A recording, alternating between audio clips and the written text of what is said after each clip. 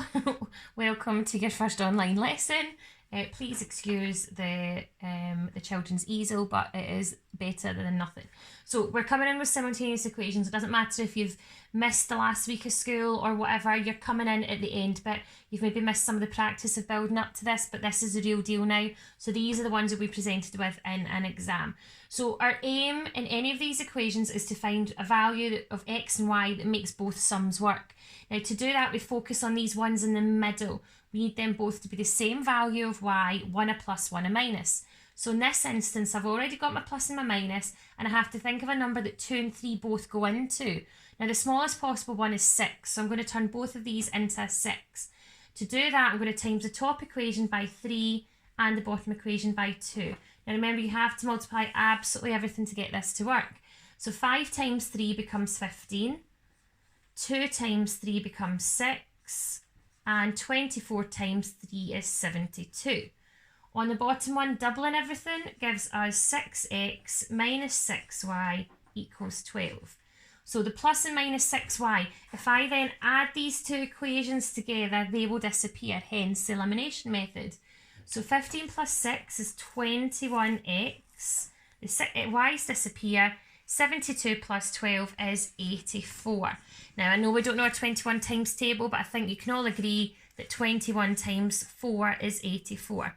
So x is the number 4. And normally I would then come up here and get you to sub it in, but I don't have room to do that here.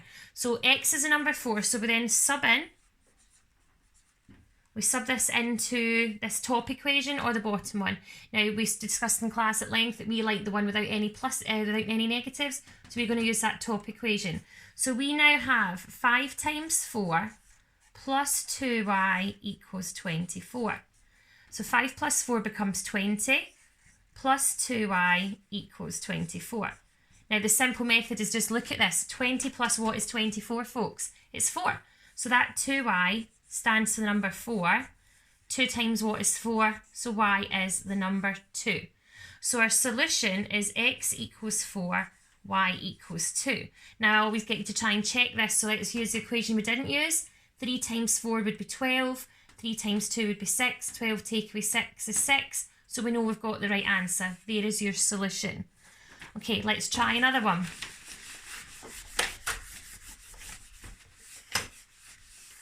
My husband is a cameraman here and he will be an expert by the end of this. So, number 2. 3a plus 4b equals 2. 5a plus 3b equals 7. Now look at this one. We've got two signs matching. Remember, our goal is to get one a plus, one a minus, so I need to times by a negative here as well. The smallest number that 4 and 3 both go into is 12. So I'm going to times the top one by 3, because 4 times 3 is 12. And I'm going to times the bottom one by 4, because 4 times 3 would be 12. Now not only that, I'm going to times the bottom one by a negative 4, just so that I get that plus and minus 12 in the middle again. So all the top equation by 3 gives us 9a plus 12b equals 6. All of the bottom equation by negative 4 gives us negative 20a, negative 12b, and negative 28. So there we have that plus and minus 12b. We are ready to eliminate. So let's add the two of these together. Now I know we say adding them together, but when negatives are in there, we're technically taken away. 9 take away 20 is minus 11a. 6 take away 28 is minus 22. 11 into 22 is 2. We have a double negative, so that just becomes positive 2. So a is 2.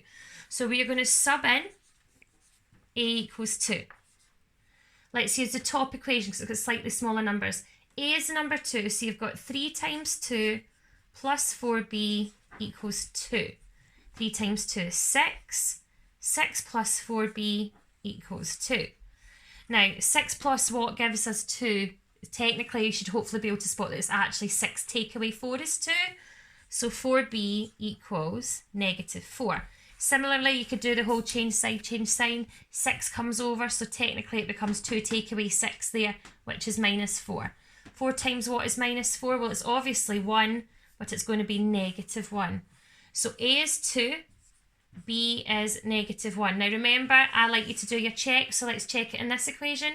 5 times 2 is 10, 3 times -1 is -3, 10 take away 3 is 7. So I know I've got the right answer. Right, let's do one more, folks. So question 3. 6m minus 5n equals 22. 3m minus 2n equals 13. So again, we've got this issue with we don't have a plus and a minus, so we're going to introduce times by a negative again. What is the smallest number in the 5 and 2 times table? It's 10. And quite often you'll notice I am just timesing that equation by 5 and that equation by 2. So we're going to times the top one by 2 and the bottom one by -5. Now it doesn't matter which one you times by the negative, but out of practice I tend to always just do the bottom one. So all of the top equation doubled gives you 12m minus 10n equals 44. All of the bottom equation times by -5 gives us minus 15m plus 10n and minus 65. So from there, we have our plus and our minus 10n. We are ready to eliminate. Cameraman?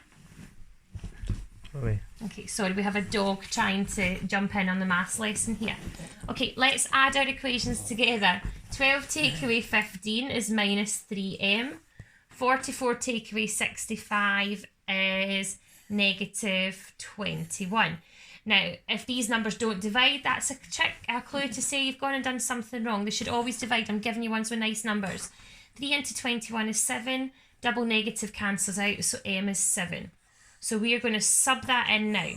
So we're going to replace m with the number 7. Now, neither of these equations are ideal because they've both got negatives in. So I'm just going to go with the top one. So we have 6 times 7 minus 5n equals 22.